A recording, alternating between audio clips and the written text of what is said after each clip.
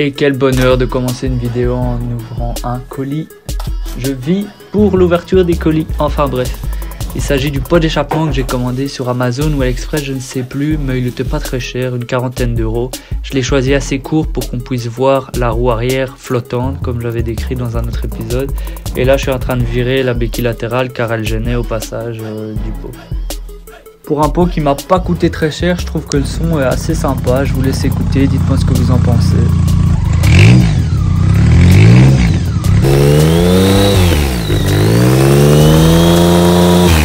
Bon, maintenant que la petite parenthèse de l'échappement est terminée, on va passer à la peinture du moteur. Ça, c'est une petite plaquette qu'il y a sur le moteur, côté gauche de la moto, que j'ai utilisé un peu comme test pour voir comment réagissait la peinture haute température, et j'en étais plutôt satisfait.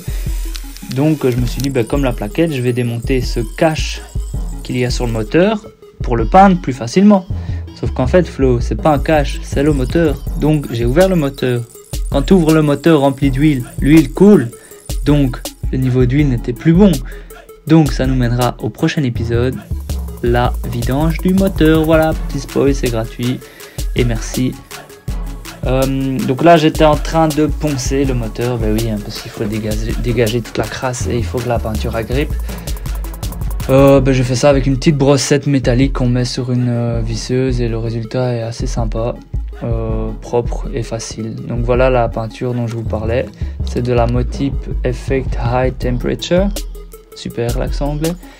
Et j'ai protégé toute la moto, mais j'aurais pas forcément dû parce qu'en fait c'est une peinture assez lourde, c'est pas comme de la bonbonne classique où tout part en fumée et s'évapore. Donc voilà, je ne le savais pas vraiment à ce moment là, mais enfin c'était une précaution que je ne prendrai plus pour faire la deuxième partie du moteur. Oui, parce qu'en fait avec une bonbonne j'avais pas assez. Toujours être prévoyant, Flo. Donc voilà, je trouve le rendu plutôt pas mal. Ça donne un autre cachet à la moto. Et là, voilà. Donc, je vous disais que j'avais pas eu assez avec une seule bonbonne. Donc j'ai été au magasin, j'en ai repris une autre. Et pour peindre correctement tout l'arrière du moteur restant, je démonte la roue arrière, quoi. Toujours en système de croix, comme expliqué dans l'épisode où je peins les jantes. Donc on est reparti, on reponce le tout. Ça faisait pas mal de poussière parce que la moto était bien dégueulasse.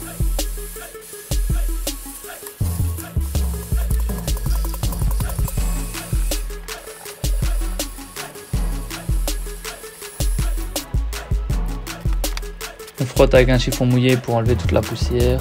Ça vous savez, je vous apprends rien, j'espère. Sinon vous êtes pire bricoleur que moi. Et là, je repasse un petit coup de peinture par-ci par-là sur la couche qui était déjà présente. Et donc on va se retrouver avec une moto dont tout le moteur est en noir. Et je trouve vraiment que ça claque sa mère, pour pas être vulgaire. Sachez aussi que la marque de la peinture, le fabricant préconise comme c'est de la peinture haute température, pour qu'elle se fige bien sur la surface sur laquelle on l'a appliquée. Elle doit être chauffée en fait pour un peu fondre la peinture dessus. Donc il préconisait que la surface soit chaude pendant 1 heure, 1 heure et demie, et du coup j'ai laissé tourner le moteur plus ou moins 25 minutes et après je l'ai éteint et avec l'inertie thermique ça restait chaud et donc ça a fait fondre la peinture comme il fallait. Si vous vous demandez pourquoi il y a un rectangle gris en haut à gauche, c'est pour cacher en fait le phare. Ce sera un prochain épisode. Voilà, petite parenthèse. J'ai aussi eu la merveilleuse idée de peindre les lignes présentes sur le moteur en blanc, mais vous allez le voir, ça a un effet pas super net. J'ai pas kiffé, donc j'ai repassé du noir dessus. Et il ne reste donc plus que les lettres BMW de chaque côté de la moto qui seront en blanc, et je trouve que ça ira très bien comme ça. Vous voyez le résultat par vous-même sur l'image, avec un joli petit rectangle gris en train de twerker cette fois. Je ne sais pas pourquoi, mais enfin c'est comme ça.